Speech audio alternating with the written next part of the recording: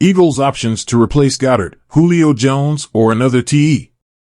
Many on my social media timeline want to see more of tight end Albert Okwuegbunam, especially now, with Dallas Goedert rehabbing from surgery to repair a fractured forearm suffered on November 5th in the Philadelphia Eagles' win over the Dallas Cowboys.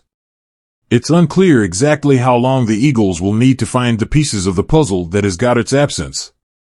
With 2 days to go until Monday night's titanic matchup between the Eagles and Kansas City Chiefs at Arrowhead Stadium, Goddard had yet to be placed on injured reserve.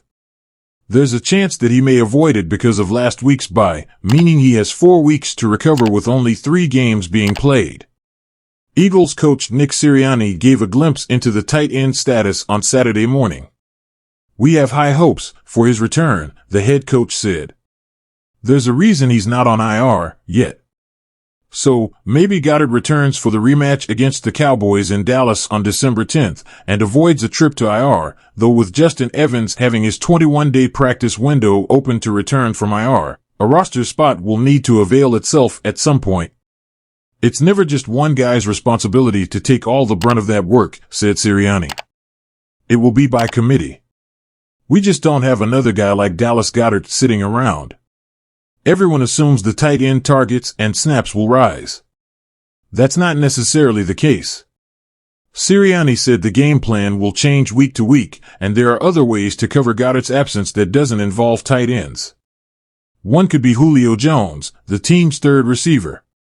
It was last year's third receiver, Quez Watkins, who picked up some of the slack when Goddard missed 5 games with a shoulder injury.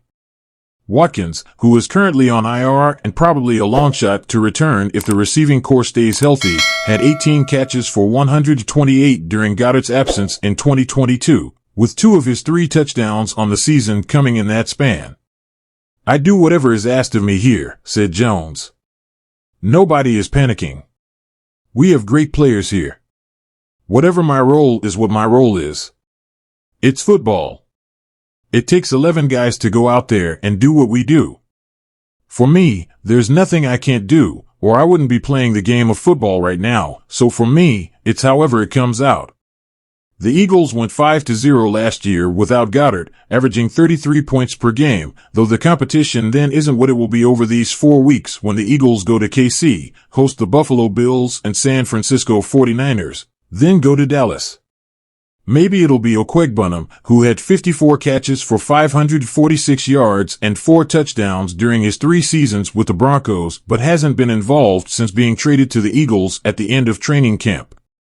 "I definitely feel I'll get more opportunities when you go down a guy in your position room. That opens up more opportunity," said Okwuegbunam.